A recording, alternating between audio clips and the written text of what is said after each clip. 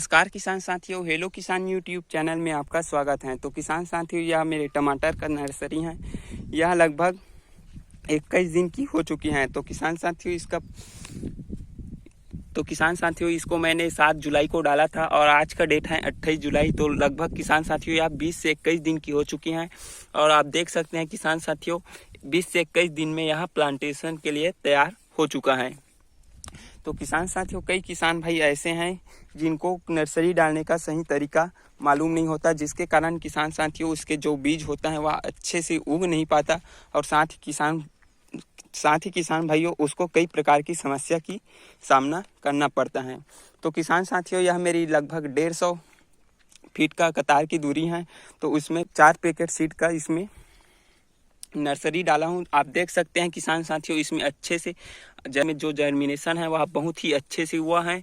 आज मैं आपको नर्सरी डालने की ऐसी विधि के बारे में बताऊंगा किसान साथियों, जिस विधि को आप अपनाकर आप अपने खेत के लिए अच्छे से टमाटर की नर्सरी तैयार कर सकते हैं। तो किसान साथियों, टमाटर की नर्सरी तैयार करने के लिए हमें ऐसे खेत का चुनाव करना है किसान साथियों जिस खेत में पानी का भराव नहीं होना चाहिए, यानी किसान साथियों वह खेत ढलान होना चाहिए। तो किसान साथियों, नर्सरी तैयार करने के लिए हमें सबसे पहले ढलान खेत का चुनाव कर लेना चाहिए। फिर किसान साथियों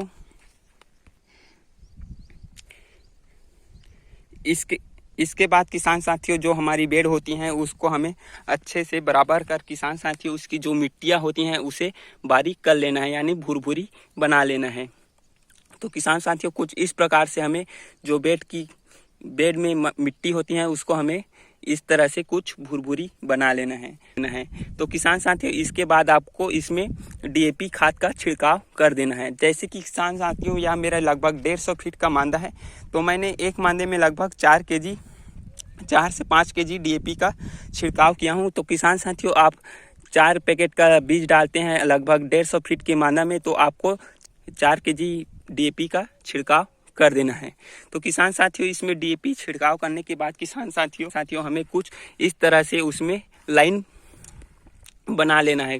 जैसे कि आप देख सकते हैं किसान साथियों कुछ इस प्रकार से उसमें लकड़ी के माध्यम से या उंगली के माध्यम से आपको उसमें इस प्रकार से उसमें लाइन बना लेना है। किसान साथियों कुछ इस तरह से लाइन बनाने के बाद किसान साथियों इसके बाद हमारी पारी आती है पैकेट से सीड डालने की इसमें।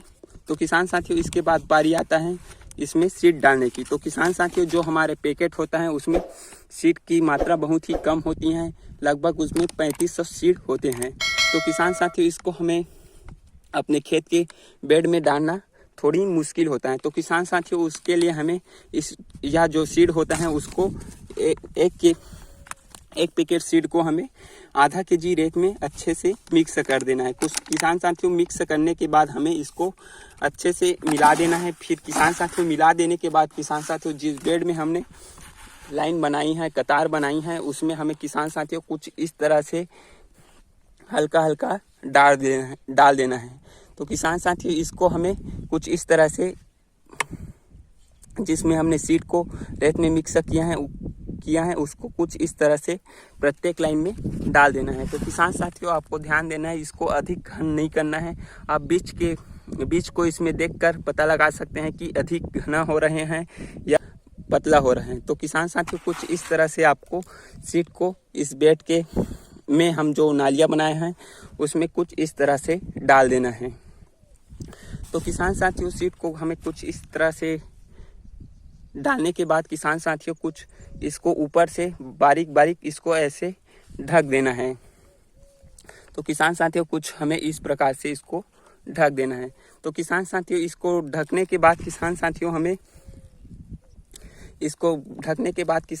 हमें एक महत्वपूर्ण काम करना है। तो किसान साथियों इसको अच्छे से ढक देने के बाद किसान साथियों इसमें हमें 505 का छिड़काव करना है, क्योंकि बहुत से किसान भाई लोग ऐसे गलती करते हैं किसान साथियों इसको ढकने के बाद किसान साथियों इसमें कीटनाशक का प्रयोग नहीं करते, जिसके कारण किसान साथियों जो हमारे खेत में कई प्रकार के कीट पतंगे होते हैं वह हमारी बीज को बहुत ही ज़्यादा नुकसान पहुंचाती हैं। तो किसान साथियों आपको ऐसा नहीं करना है। इसको ढकने के बाद किसान साथियों आपको 505 कीटनाशक का छिड़काव करना है। तो किसान साथियों छिड़काव करने के लिए 30 ml दवाई को हमें 15 लीटर के टंकी में मिक्स कर इसका छिड़काव कर देना है। कीटनाशक छिड़काव के बाद किसान साथियों इसको हमें ऊपरी परत को ढकने की आवश्यकता होती है। तो किसान साथियों इसको ढकने के लिए हमें आप साड़ी का यूज कर सकते हैं। जैसे किसान साथियों ये जो साड़ी हैं, या आप नेट का यूज भी कर सकते हैं। तो किसान साथियों आप इसको ढकने के लिए साड़ी का यूज करें, क्योंकि किसान साथियों अगर आप साड़ी का यूज करते हैं ढकने के लिए तो ये इसका जो जर्मिनेशन है वह बहुत ही अच्छा से होता है। आप देख सकते हैं किसान साथियों यह जो मेरा खेत है इसको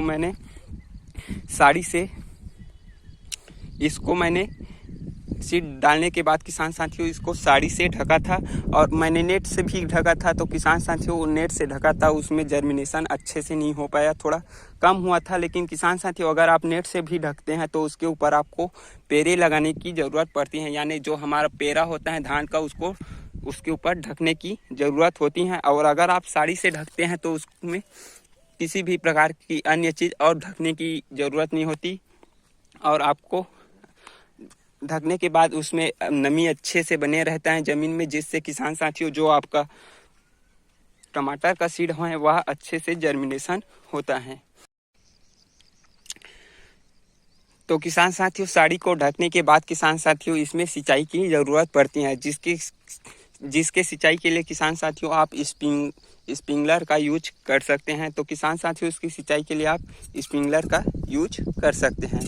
तो किसान साथियों इसमें पानी कितने घंटे की देना है, तो किसान साथियों आपको जितना पानी देना है कि उस खेत में नमी बन जाए।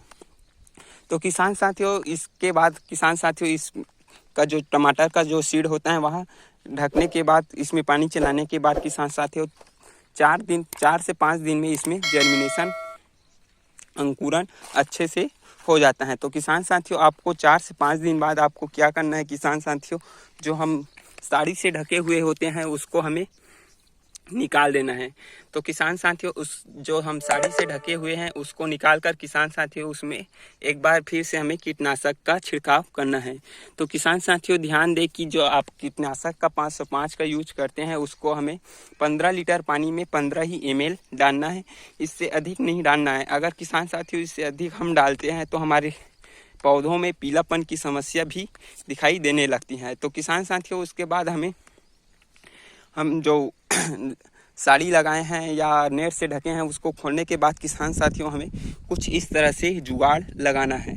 तो किसान साथियों यह बेशरम का तना है जिसको हमने किसान साथियों जुगाड़ से कुछ इस तरह से लगाते हैं। आप देख सकते हैं जो बहुत ही अच्छा जुगाड़ बनता है। आप इसके स्थान पर किसान साथियों आप बांस ले सकते हैं, या तो किसान साथियों आप 10 mm का छड़ को भी इस तरह से बना सकते हैं।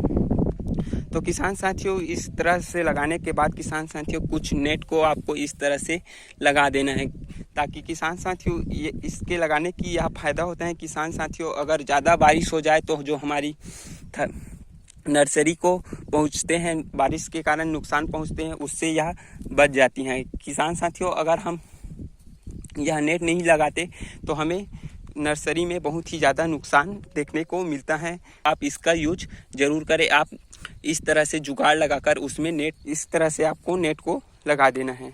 साथियों यह जो मेरी नर्सरियाँ यहाँ 20-22 दिन के हो चुका है, लेकिन किसान साथियों उसके कुछ दिन बाद किसान साथियों लगभग 10 दिन बाद किसान साथियों मैंने एक और नर्सरी डाला था थोड़ा लेट करके। तो किसान साथियों कुछ हम इस तरह से अपने खेत में टमाटर की स्वस्थ हरे भरे नर्सरी तैयार कर सकते हैं। तो किसान साथियों वीडियो आपको अगर अच्छा लगे तो वीडियो को शेयर ज़रूर करें, किसान भाइयों तक ज़रूर पहुंचाएं, ताकि किसान भाइयों को इस वीडियो से लाभ मिल सके। तो किसान साथियों नेक्स्ट वीडियो में हम बात करेंगे नर्सरी की देखभाल के बारे में।